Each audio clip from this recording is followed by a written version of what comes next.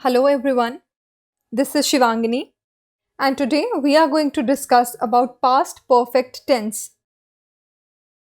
आपने सुना होगा हमेशा कहा जाता है that let go of the past, what's done is done.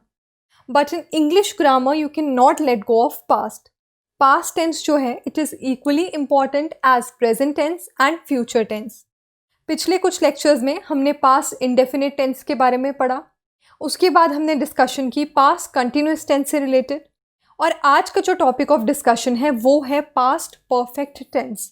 So today we will see कि पास्ट परफेक्ट टेंस में कैसे सेंटेंसेस यूज़ होते हैं और ऐसे कौन से इंस्टांसेस होंगे जहां पर आप पास्ट परफेक्ट टेंस का यूज़ करेंगे. So let's get started with our discussion on past perfect tense.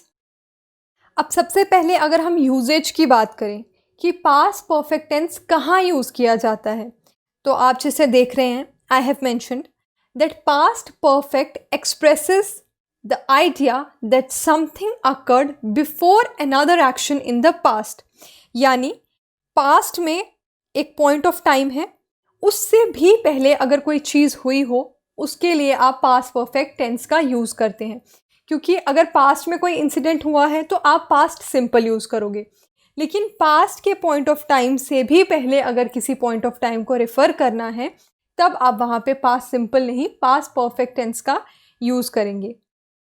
It can also show that something happened before a specific time in the past. Past में किसी specific point of time से भी पहले अगर कोई incident होता है, कोई एक्टिविटी होती है, वहाँ पर आप किसका यूज़ करेंगे?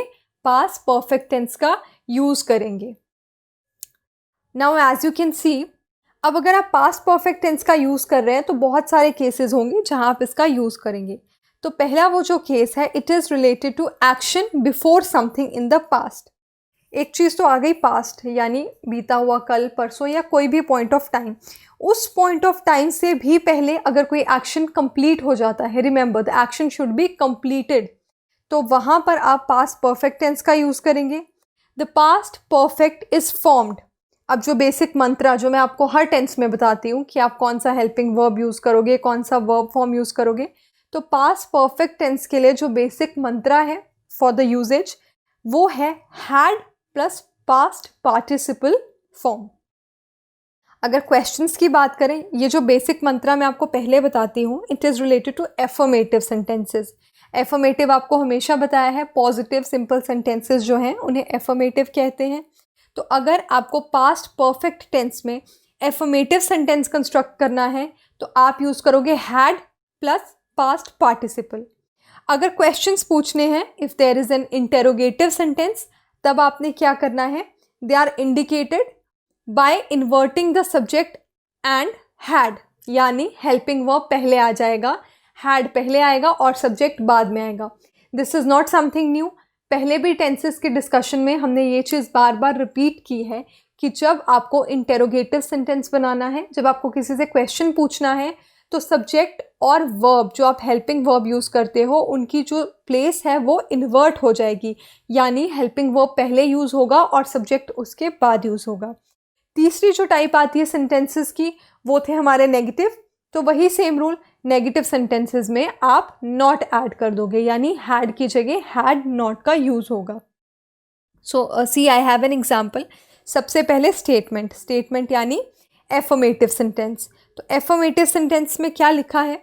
You had studied English before you moved to New York. पहली चीज़ ये देखिए, पैटर्न वही रहा, हैड प्लस पास्ट पार्टिसिपल, हमने स्टडीड यूज़ किया. और इसका हिंदी में मतलब क्या है? You had studied English before you moved to New York.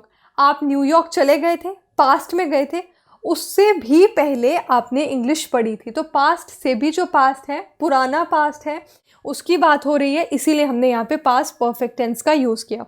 So you had studied English before you moved to New York. तो मूव्ड हमारा सिंपल पास्ट था और हैड स्टडीड इंग्लिश क्योंकि ये उससे भी पहले की बात है तो हमने पास्ट परफेक्ट टेंस का यूज़ किया.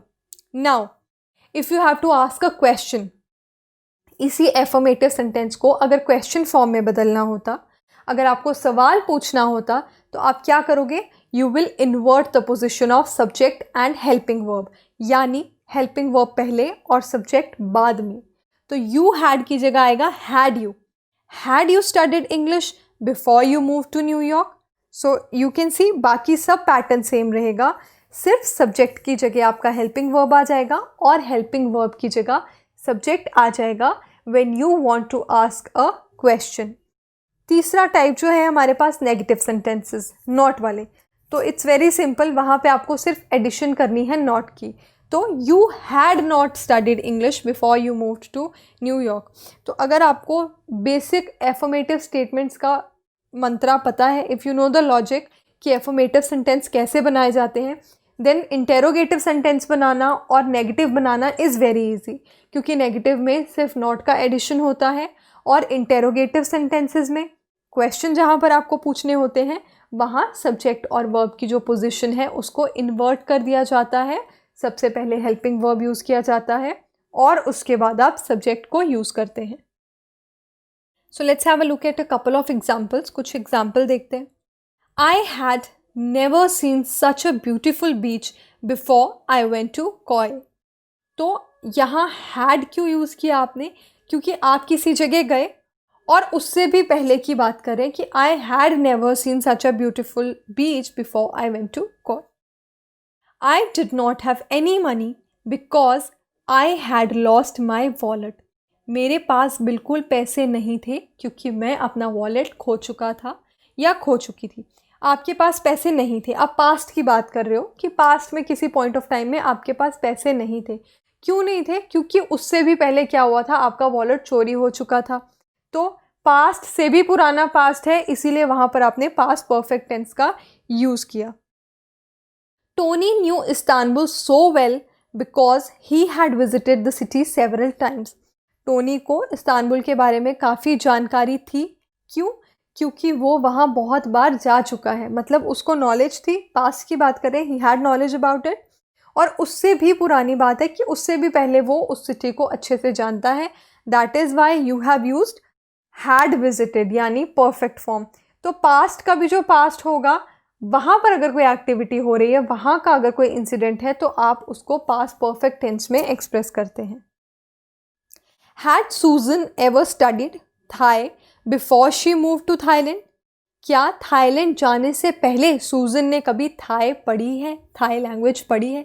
सो वो थाईलैंड गई पास्ट में, और हम बोल रहे हैं कि क्या उससे भी पहले उसने थाई पढ़ी थी या नहीं पढ़ी थी? तो पास्ट के पास्ट की बात कर रहे हैं, इसीलिए हमने यहाँ हैड यूज़ किया, परफेक्ट फॉर्म यूज़ किया। She only understood the movie because she had read the book. वो मूवी को क्यों समझ पाई? क्योंकि उसने उससे रिलेटेड बुक पढ़ी थी, यानी मूवी पास्ट में देखी लेकिन मूवी देखने से भी पहले बुक पढ़ी थी। सो पास्ट का पास्ट है, therefore you will use past perfect tense. तो ये थोड़ा आपको कॉम्प्लिकेटेड लगेगा कि पास्ट सिंपल कहाँ यूज़ करना है, पास्ट परफेक्ट कहाँ यूज़ करना है, but by the end of this lecture आपको क्लियर हो जाएगा कि पास्ट सिंपल कहाँ यूज़ किया जाता है और पास्ट परफेक्ट कहाँ यूज़ किया जाता है। अब अगर और यूजेज देखें कहाँ होती है, तो वो किससे रिलेटेड है? It refers to duration before something in the past.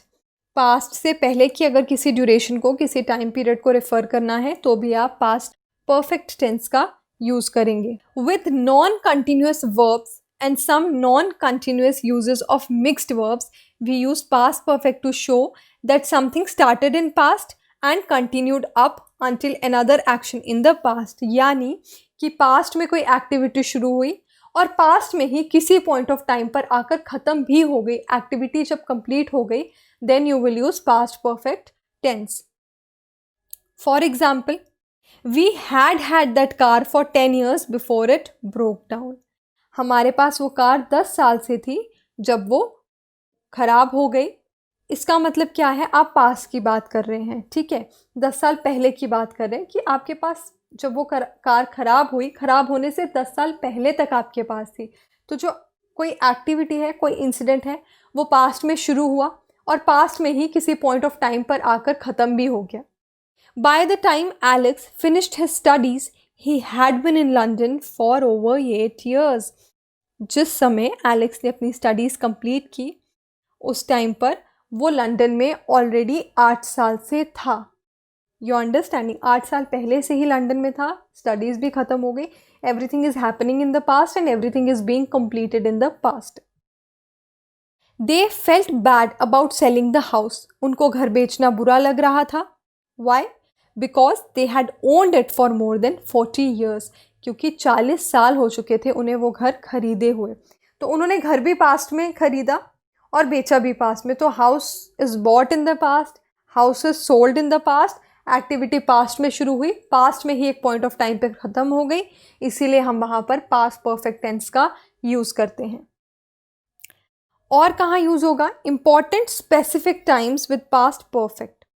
Unlike the present perfect, it is possible to use specific time words or phrases with past perfect. Although this is possible, this is not usually necessary.